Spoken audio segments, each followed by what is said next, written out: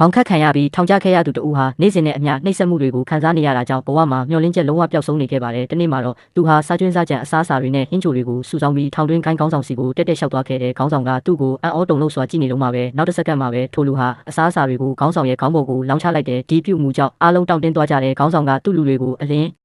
စလုံးမတုံ့ပြန်ဖို့လက်ဟန်နဲ့တားမြစ်လိုက်တယ်ဘာလို့လဲဆိုတော့ဒီလိုမျိုးသူ့ကိုဘယ်သူမှမလုပ်ဘူးသေးလို့ပါထို့နောက်တွင်ထိုလူဟာဘန်းကိုယူပြီးခေါင်းဆောင်ရဲ့ဥကောင်းကိုအပါတရရိုက်ချိုးလိုက်တဲ့ဒီဖြစ်ကခေါင်းဆောင်ကိုအပြည့်အဝဒေါသထွက်စေခဲ့ပြီးသူဟာထိုလူကိုတပ်ပစ်ဖို့ရည်ရွယ်ချက်နဲ့တူတစုံကိုဆွဲယူလိုက်တဲ့ခေါင်းဆောင်ထလာတာကိုမြင်တော့ထိုလူဟာပိုလို့တောင်စိတ်လှုပ်ရှားလာတဲ့သူ့ကိုယ်သူချုပ်တေးထားတာတွေကနေလွတ်မြောက်လာပြီးအပါတဲ့လက်သီးတစ်ချက်ကိုဝေ့ရမ်းလိုက်တဲ့ဒီလောက်အပြင်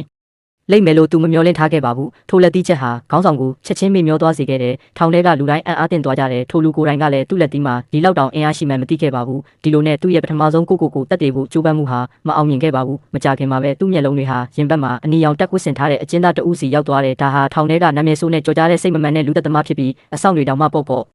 တန်တန်မစိန်ခေါ်ရဲလောက်အောင်အနေအများတဲ့ပုံကိုပါဒါပေမဲ့ထိုလူဟာရည်ရွယ်ချက်ရှိသူ့ကိုချင်းကပ်သွားပြီးစော်ကားတဲ့စကားတွေရန်စားတဲ့အမှုအရာတွေနဲ့လှုပ်ဆော်ခဲ့တယ်မျောလင့်ထားတဲ့အတိုင်းပဲထိုလူတက်သမားဟာဒေါသအမျက်ချောင်းချောင်းထွက်ပြီးဓာတ်ကိုထုတ်လိုက်တဲ့အခွင့်အရေးရပြီလို့မြင်တာနဲ့ထိုလူဟာဓာတ်သွားကိုအတက်တရောဆွဲယူပြီးသူ့ကိုယ်ပိုင်လက်ချောင်းပေါ်ဖိထားလိုက်ကထိုလူတက်သမားကိုထိုးချဖို့တိုက်တွန်းခဲ့တယ်ဒါပေမဲ့သူ့အတွက်တုံ့လုပ်စရာကဘယ်သူမှမဆိုကြောက်ရတဲ့ထိုလူဟာတွန့်ဆုတ်နေဟန်ရပြီးဓာတ်ကိုမရွယ်ရဲပဲဖြစ်နေတာကိုတွေးလိုက်ရတယ်ထိုလူတက်သမားဟာလည်းဒီလူရဲ့လုပ်ရက်တွေကြောင့်တုံးလှုပ်သွားခဲ့တယ်သူ့ကိုယ်သူထက်ပိုပြီးယူသူကိုမမျှော်လင့်ထားတဲ့အတွက်သူဟာလုံးဝစိတ်တက်ကြပြီးကျမ်းပြင်ပေါ်မှာပုံလျက်သားထိုင်ချကအာရပါရငိုချခဲ့တယ်ထိုလူရဲ့ဒုတိယအကြိမ်ကြိုးပမ်းမှုဟာလည်းမအောင်မြင်ခဲ့ပြန်ပါဘူးမကြခင်မှာပဲထိုလူရဲ့အပြုတ်မှုတွေဟာတစ်ထောင်လုံးမှာပြန့်နှံ့သွားခဲ့တယ်ဘယ်သူမှသူ့ကိုချင်းကပ်ဖို့မရဲတော့ပါဘူး